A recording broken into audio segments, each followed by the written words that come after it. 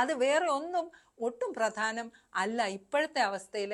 കോടതി വളരെ കൃത്യമായിട്ട് പറഞ്ഞിട്ടുണ്ട്, ഇൻഫർമേഷൻ കമ്മീഷണർ കൃത്യമായിട്ട് പറഞ്ഞിട്ടുണ്ട്, ഗവൺമെന്റിന് അതിന്മേൽ ഒരു നയമുണ്ട്. WCC ഇതൊരു 7 വർഷമായിട്ട് ഞങ്ങൾ നടത്തിക്കൊണ്ടിരിക്കുന്ന പോരാട്ടത്തിന്റെ ഒരു ഘട്ടമാണ് ഇപ്പോൾ. രാഹുൽ ഈ അലിഗേഷൻസ് ഓൺലി എന്നുള്ള കാര്യത്തിലേക്ക് താങ്കൾ പോകുന്നു. അലിഗേഷൻസ് മാത്രം എന്ന് പറയുമ്പോൾ റിപ്പോർട്ടിനെ തന്നെ അപമാനിക്കുന്ന രീതിയിലാണല്ലോ പറയുന്നത്. അയ്യോ, ഒരിക്കലുമല്ല. ശ്രീ മഞ്ജുഷ് മാഡം പറഞ്ഞതിന്റെ മാഡത്തിന്റെ സ്പിരിറ്റിനോടും പോരാട്ട സ്പിരിറ്റിനോടും യോജിക്കുന്നു. പക്ഷെ നിയമത്തിന്റെ വശം കൂടെ വെച്ചാണ് ഞാൻ പറയുന്നത്. അതായത് ഇപ്പം ശ്രീ വിജയബാബുവിനെതിരെ വന്നത് ഒരു എവിഡൻസ് അല്ല, അലിഗേഷൻ ആണ്. ഇപ്പൊ രാഹുൽ ഈശ്വറിനെതിരെ വന്നു, അല്ലെങ്കിൽ ശ്രീ മഞ്ജുഷിനെതിരെ വന്നു, നമുക്കെതിരെ ഒരു അലിഗേഷൻ വരുന്നു. ഈ അലിഗേഷൻ ശരിയാണോ, റൈറ്റ് അലിഗേഷൻ ആണോ, ട്രൂ ആണോ എന്ന് കോടതി തീരുമാനിക്കുകയും അതിനുശേഷമാണ് കുറ്റക്കാരനെന്ന് വിധിക്കുന്നത്. അപ്പൊ എവിഡൻസ് എന്ന് പറഞ്ഞാൽ തെളിവെന്നാണ് അർത്ഥം. എവിഡൻസ് എന്ന് പറഞ്ഞാൽ അതിശക്തമായ രീതിയിൽ ഒരു തെളിവുണ്ടെന്നും ഒരാളെ കുറ്റക്കാരനാക്കാനും കഴിയും. അപ്പൊ ഇത് എവിഡൻസ് അല്ല, അലിഗേഷന്റെ കറക്റ്റ് വാക്കാണ്, ആരോപണം എന്ന വാക്കാണ് ഉപയോഗിക്കേണ്ടത്. ഒന്ന്. രണ്ട്, നമ്മൾ ഈ സമാനമായ സംഭവങ്ങൾ മുമ്പ് കണ്ടപ്പോഴും ഇതേ രീതിയിൽ വിജയബാബുവിനെതിരെയും മുഹമ്മദ് ലുലുവിനെതിരെയും ഒക്കെ ആക്രമണങ്ങൾ ഉണ്ടായിരുന്നു നമ്മൾ മറക്കരുത്. അവസാനം കോടതി എന്താ അവരുടെ കാര്യത്തിൽ സമീപനം എടുത്തതെന്ന് നമ്മൾ മറക്കരുത്. അവിടെയാണ് ഈ പറയുന്ന പ്രശ്നങ്ങൾ. ജസ്റ്റിസ് ഹേമ കമ്മിറ്റിയുടെ റിപ്പോർട്ട് തന്നെ അവർ പല ആളുകളിൽ നിന്ന് മൊഴിയെടുത്തിട്ടാണ്. താങ്കൾ പറയുന്നതെല്ലാം വൺ സൈഡഡ് ഭാഗം മാത്രം കേട്ടുകൊണ്ടാണ് ഇങ്ങനെ ഒരു റിപ്പോർട്ട് തയ്യാറാക്കിയത് എന്നാണ്. അങ്ങനെ ഒരു സന്ദേശം താങ്കൾ പൊതുസമൂഹത്തിലേക്ക് നൽകുകയാണ്. അല്ല, തീർച്ചയായും മൊഴി എടുത്തുന്ന കാര്യത്തിൽ ആർക്കും സംശയമില്ല. മൊഴി എടുത്തിട്ടുണ്ട്. പക്ഷെ അതിനെ തെളിവെന്ന് വിളിക്കാൻ കഴിയുമോ എന്ന് എനിക്കറിയില്ല. എന്റെ പരിമിതമായ നിയമപരിജ്ഞാനത്തിൽ അറിയില്ല. മിനി മാഡത്തിന് എന്നെ കറക്റ്റ് ചെയ്യാം. ഞാൻ മാഡത്തിന്റെ എക്സ്പീരിയൻസ് മുമ്പിൽ അഡ്വക്കേറ്റിനെ പറയാൻ പോലും കൊള്ളാത്ത ഒരു വ്യക്തിയാണ്. അതുകൊണ്ട് മാഡത്തിന് കറക്റ്റ് ചെയ്യാം. പക്ഷേ എവിഡൻസ്, തെളിവ് തുടങ്ങിയ വാക്കുകളല്ല. അലിഗേഷൻ അല്ലെങ്കിൽ കംപ്ലൈൻസ്. ഈ എലിഗേഷന്റെ വാക്ക് കുറവാണെങ്കിൽ കംപ്ലൈൻസ് ആണ് നമുക്ക് അവിടെ കൊടുത്തത്. അപ്പൊ മൊഴി എന്ന് പറയാൻ കഴിയുമോ എന്ന് എനിക്കറിയില്ല. ഇവിടെ ഏക കാര്യം ഇതേ ഉള്ളൂ, ഈ ഫസ്റ്റ് പാർട്ട് നമ്മൾ തർക്കിച്ച് നമ്മൾ പരസ്പരം അങ്ങോട്ടും ഇങ്ങോട്ടും പോരടിക്കേണ്ട കാര്യമില്ല. സെക്കൻഡ് പാർട്ട് അല്ലെങ്കിൽ അതിന്റെ കൺക്ലൂഷൻ പാർട്ട്, അതിന്റെ ഒരു ഓപ്പറേഷൻസ്, ആക്ഷൻ ടേക്കൺ, ഇത്തരം കാര്യങ്ങളിൽ ഫോക്കസ് ചെയ്ത് ഏറ്റവും മികച്ച രീതിയിൽ കൊണ്ടുവരണം. ഹെൽപ്പ് ലൈനുകൾ കൊണ്ടുവരണം, അല്ലെങ്കിൽ ഏതെങ്കിലും രീതിയിൽ ഇവരെ പ്രൊട്ടക്ട് ചെയ്യാൻ ഏതെങ്കിലും ഇന്റേണൽ മെക്കാനിസംസ് കൊണ്ടുവരണം. കൂടുതൽ ഒരു ഫിയർ ഫാക്ടർ ഉണ്ടാകണം, നിയമം ഉണ്ടാകണം. ഇതൊക്കെ എല്ലാവരും അഗ്രി ചെയ്യുന്നതാണ് കാര്യം. പലപ്പോഴും കാസ്റ്റിംഗ് കൗച്ചേഴ്സ്, എക്സ്പ്ലോയിറ്റേഷൻ ഇതൊക്കെ ഉണ്ടെന്ന് നമുക്കെല്ലാം അറിയുകയും ചെയ്യാം. പക്ഷേ ഇത് പുരുഷനെതിരെ കാടടച്ച് വെടിവെക്കുന്ന ഒരു സംവിധാനമായി മാറരുത്. സ്ത്രീകളെ സംരക്ഷിക്കുമ്പോൾ പുരുഷനെ പണിഷ് ചെയ്തിട്ടാവരുത്. നമ്മുടെ നിയമങ്ങൾ സ്ത്രീപക്ഷമാകണം, തർക്കമില്ല. പക്ഷേ ഇത് പുരുഷ വിരോധമാകരുത്, അത്രേ ഉള്ളൂ. അതായത് നമ്മുടെ നിയമങ്ങൾ സ്ത്രീകൾക്ക് അനുകൂലമായി തന്നെ വ്യാഖ്യാനിക്കണം. പക്ഷേ ഇത് പുരുഷന് വിരുദ്ധമാകുമ്പോൾ ഒരു പുരുഷനും ഒരു കുടുംബവുമാണ് ഇവിടെ ഇല്ലാതെ, അവരുടെ ഫാമിലിയാണ് ഇല്ലാതെ, പുരുഷന് മറുപടി പറ്റാത്ത രീതിയിൽ കൈകാലിട്ടിട്ട് നീ നീന്തി പറയുന്ന അവസ്ഥ ഉണ്ടായിരുന്നു. അതുകൊണ്ട് ഇത്ര മാത്രമേ ഉള്ളൂ. ഈ അലിഗേഷൻസ്, കംപ്ലൈൻസ്, അലിഗേഷൻസ് അല്ല കംപ്ലൈൻസ് വളരെ ഇമ്പോർട്ടന്റ് ആണ്. അത് വളരെ പ്രാധാന്യത്തോടെ എടുക്കണം, വേണ്ടതല്ല. അതിന്റെ മേലിൽ കൺക്ലൂഷനും സൊല്യൂഷനുമാണ് ഫോക്കസ് ചെയ്യേണ്ടതെന്ന് മാത്രം അഭ്യർത്ഥന. ശരി, ശ്രീ വിനു കിരിയത്ത്, രാഹുലിന്റെ അഭിപ്രായത്തോട് താങ്കൾ യോജിക്കുന്നുണ്ടോ? അലിഗേഷൻസും കംപ്ലൈൻസും മാത്രമാണ് ഹേമ കമ്മിറ്റി റിപ്പോർട്ടിൽ ഉള്ളത്. അലിഗേഷൻ ആണെങ്കിൽ 5000 പേജോളം ഉണ്ട് കേട്ടോ ഈ റിപ്പോർട്ട്. 5000 പേജ്, ഒന്നും രണ്ടും അല്ല, 5000-ന് മുകളിൽ പേജുകളുണ്ട് ശാരദാമ്മ ഉൾപ്പെടെയുള്ള ഈ കമ്മിറ്റി റിപ്പോർട്ടിൽ. അലിഗേഷൻ ഇതിപ്പോൾ ഞാൻ വേറൊരു ഇതിൽ പറഞ്ഞാണ്, ഇന്നലത്തെ പത്രത്തിലുണ്ട് 2 19 വയസ്സുള്ള പയ്യന്മാർ 20 ദിവസത്തോളം ജയിലിൽ കിടന്നിട്ട് ഇന്നലെ റിലീസായി. അത് വെറും ഒരു അലിഗേഷനായിരുന്നു. അപ്പം ഇത് സാധാരണക്കാർക്ക് വേണ്ടി ഒരു നിയമവും സിനിമാക്കാർക്ക് വേറൊരു നിയമവും, ഇത് എല്ലാവരും സംശയത്തിൻ്റെ നിഴലിൽ നിൽക്കുന്നതുകൊണ്ടാണ് ഇത് പുറത്ത് വരണമെന്ന് ഞങ്ങളൊക്കെ ആഗ്രഹിക്കുന്നത്. ഞാനിപ്പോൾ ഇങ്ങോട്ട് വരുമ്പോൾ തന്നെ കാറിൻ്റെ ഡ്രൈവർ ചോദിക്കുകയാണ്, ഇന്ന നടനുണ്ടോ സാർ? ഞാൻ പറഞ്ഞു എനിക്കറിയില്ല കേട്ടോ. ഇല്ല, പുള്ളിയെക്കുറിച്ച് അങ്ങനെയാണല്ലോ പറയുന്നത്. അപ്പോൾ അങ്ങനെ എല്ലാ ജനങ്ങളുടെ ഇടയിൽ എല്ലാവരും സംശയത്തിൻ്റെ നിഴലിൽ നിൽക്കുന്നു. ഇനി ഇതിന് ഏതൊരു കംപ്ലൈൻറ്റിനും ഒരു അവസാനം ഒരു സൊല്യൂഷൻ വേണ്ടേ? ഇതുകൊണ്ട് എന്താണെന്ന് ആരും പറയുന്നില്ല. ഇല്ലെങ്കിൽ ഇതുകൊണ്ട് ഈ 1 കോടി രൂപ മുടക്കിയത് ഞങ്ങൾ ഉൾപ്പെടെ സിനിമയിൽ ആനുവൽ സബ്സ്ക്രിപ്ഷൻ വരെ കൊടുക്കുന്നവരാണ്. അപ്പം ഞങ്ങൾക്ക് അതിൻ്റെ റൈറ്റ് ഉണ്ട് അറിയാനായിട്ട്. അല്ല, അതിൽ രാഹുൽ പറയുന്ന കാര്യം എന്ന് പറഞ്ഞ് ഇന്ന നടനുണ്ടോ എന്നുള്ള കാര്യം ചോദിക്കുന്നുണ്ടല്ലോ ആളുകൾ. ആ നടനെതിരെ ആരെങ്കിലും ഈ ഹേമ കമ്മിറ്റി റിപ്പോർട്ടിനും ഹേമ കമ്മിറ്റിക്ക് മുമ്പിൽ മൊഴി കൊടുത്തിട്ടുണ്ടെങ്കിൽ ആ നടനെ കേൾക്കാൻ തയ്യാറായിട്ടില്ല എന്നാണ് രാഹുൽ പറഞ്ഞു വരുന്നത്. അത് ന്യായമായ കാര്യമാണ് അവരുമായിട്ട്. പക്ഷേ ഇതിനകത്തൊരു പ്രശ്നമുണ്ട്.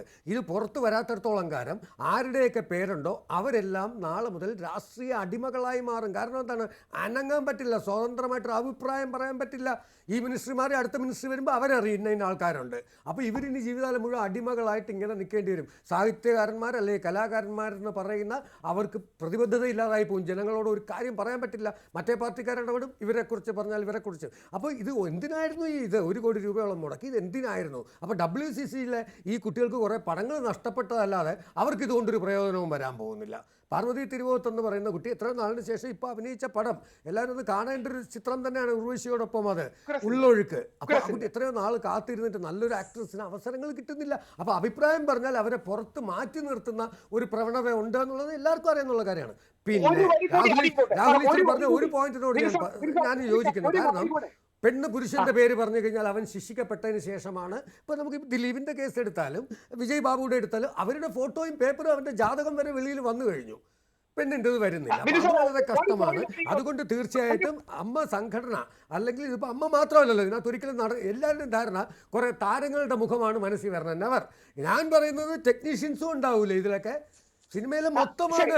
ഈ നേരത്തെ മിനിമേഡം പറഞ്ഞ പോലെ ഡ്രൈവർ കാണും, മേക്കപ്പ് മാൻ കാണും, കോസ്റ്റ്യൂമർ കാണും, നിർമ്മാതാവ് കാണും.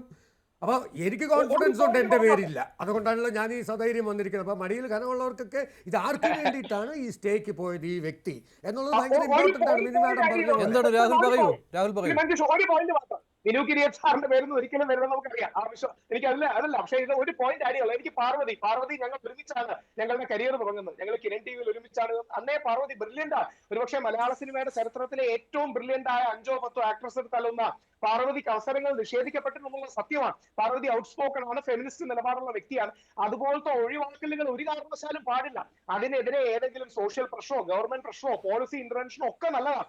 ഏക റിക്വസ്റ്റ് ഇത്ര മാത്രമേ ഉള്ളൂ. ഇത് വിജയബാബുവിന്റെ കേസിലെ പോലെ ഒരു അലിഗേഷൻ ആയിട്ട് മിസ്യൂസ് ചെയ്യപ്പെടരുത്. ഒമർ ലുലുവിന്റെ കേസിലെ പോലെ ഒരു ആരോപണമായി മിസ്യൂസ് ചെയ്യപ്പെടരുത്. രാഹുലിനോട് ഒരു ചോദ്യം. രാഹുൽ, അപ്പൊ ഇതിനൊരു സൊല്യൂഷൻ പറയാമോ? ഇതിനൊരു ക്ലൈമാക്സ് വേണമല്ലോ. ഒറ്റ കാര്യം, ഇവിടെ ഭാഗ്യലക്ഷ്മി ചേച്ചിയും പാർവതി മാഡവും അല്ലെങ്കിൽ നമ്മുടെ മിനി മാഡവും ഒക്കെ ഫൈറ്റ് ചെയ്യുന്ന കോസ് ജെനുവിനാണ്. പക്ഷെ അതോടൊപ്പം ചെയ്യേണ്ടത് ആക്ഷൻ എന്തൊക്കെ എടുക്കാം. ഉദാഹരണം, സ്ട്രോങ് ആയ ഹെൽപ്പ് ലൈൻ നമ്പേഴ്സ്, ഒരു ഇന്റേണൽ കമ്മിറ്റി ഫോർമേഷൻ, വേറെ ഇവർക്ക് ശക്തമായി പരാതി പറയാനോ ഇടപെടാനും കഴിയും. ഏതെങ്കിലും രീതിയിൽ ഒരു സോഷ്യൽ സൂപ്പർവിഷനും സോഷ്യൽ ഓഡിറ്റും ഉണ്ടാകുന്ന കാണുമ്പോൾ കുറെ കൂടെ ശക്തമായ സമ്മർദ്ദം ഉണ്ടാകും. നമ്മുടെ പല പല്ലുള്ള നിയമങ്ങൾ വേണം. അത് കടിക്കാനല്ല, പേടിപ്പിക്കാനാണ്. അങ്ങനെ പല്ലുള്ള നിയമങ്ങൾ ഉണ്ടാക്കുകയും നിങ്ങൾ എക്സ്പ്ലോയിറ്റേഷനിലേക്കും മറ്റും പോയാൽ ശക്തമായ നടപടി ഉണ്ടാകുമെന്ന പേടി ഉണ്ടാക്കുക വളരെ ഇമ്പോർട്ടന്റ് ആണ്. ഇല്ലെങ്കിൽ ഇത് വളരെ ശരി രാഹുൽ, ഞാൻ ഒന്ന് ഇടപെടുകയാണ്. രാഹുൽ ഇപ്പോൾ പോകരുത്. താങ്കൾ നേരത്തെ പറഞ്ഞ കാര്യത്തിന് അഡ്വക്കേറ്റ് ടി.വി. മിനിയുടെ മറുപടി കൂടി കേൾക്കണം. അതിനുള്ള സാവകാശം കൂടി താങ്കൾ തരണം. Advocate TV. മിനി, ഇപ്പോൾ രാഹുൽ ഇവിടെ നേരത്തെ പറഞ്ഞ ഒരു കാര്യമുണ്ട്, ഇതിനൊന്നും തെളിവ് മൂല്യമില്ല എന്നുള്ളതാണ്. വെറും അലിഗേഷൻസ്, കംപ്ലൈൻറ്റ്, ഈ വാചകങ്ങളിലാണ് അദ്ദേഹം പറഞ്ഞത്. ഹേമ കമ്മിറ്റിക്ക് മുമ്പാകെ ഈ കൊടുത്ത ഈ മൊഴികളെ, അതുകൊണ്ട് തന്നെ അതിനെ ആ രീതിയിലേ കാണാവൂ എന്നുള്ളതാണ് രാഹുലിൻ്റെ വാക്കുകൾ സൂചിപ്പിക്കുന്നത്. താങ്കളുടെ മറുപടി. അതായത് രാഹുല് അല്ലെങ്കിൽ രാഹുലിനോടൊപ്പമുള്ള ആളുകൾ പ്രൊപ്പഗേറ്റ് ചെയ്യാൻ ആഗ്രഹിക്കുന്നത് എതിർപക്ഷത്തെ കേട്ടിട്ടില്ല എന്നതാണ്. എതിർപക്ഷത്തെ കേട്ടിട്ടുണ്ടോ എന്ന് രാഹുലിനോ ഈ കംപ്ലൈന്റ് കൊടുത്തവർക്കോ WCCക്കോ ഞങ്ങൾക്ക് ആർക്കും അറിയാൻ കഴിയുന്ന രീതിയിൽ ഹേമ കമ്മിറ്റി റിപ്പോർട്ട് പുറത്തു വന്നിട്ടില്ല. പിന്നെ രാഹുലിനെ എങ്ങനെ മനസ്സിലായി? രാഹുൽ ആരെങ്കിലും ഉണ്ടാകുമെന്ന് സംശയിക്കുന്നുണ്ടോ? രാഹുൽ ആരുടെയെങ്കിലും പേഴ്സണൽ താല്പര്യത്തിനാണോ ഇത് പറയുന്നത്? ഇത്തരം കാര്യങ്ങൾ സംശയത്തിന്റെ നിഴലിൽ തന്നെ നിൽക്കും. നേരത്തെ രാഹുൽ പറഞ്ഞ മറ്റൊരു കാര്യം, പിണറായി വിജയൻ സർക്കാർ ബാലൻസ്ഡ് ആയിട്ടുള്ള പൊസിഷൻ എടുത്തു എന്നാണ്. എല്ലാ കാലത്തും പിണറായി വിജയന് എതിരാണ് എന്നാണ് രാഹുൽ ഒന്നുകൂടെ പറയുന്നത്. പക്ഷെ ഞാൻ ഈ പിണറായി വിജയൻ സർക്കാരിന്റെ LDF സർക്കാരിന് വേണ്ടി അതികഠിനമായി പണിയെടുത്ത ഒരാളാണ്. ഈ ലക്ഷക്കണക്കിന് സ്ത്രീകളും ഈ കേരളത്തിൽ അങ്ങനെയുണ്ട്. ഞങ്ങളെ സംബന്ധിച്ച് സ്ത്രീകളുടെ വർക്കിംഗ് മേഖലയിൽ വളരെ ശക്തമായിട്ടുള്ള ഒരു നിയമനിർമ്മാണത്തിന് സർക്കാർ ശ്രമിക്കാതെ ഈ റിപ്പോർട്ട് പൂത്തിവെച്ചു എന്ന് പറയുന്നത് സർക്കാരിന് ഏറ്റവും വലിയ മങ്ങലാണ്.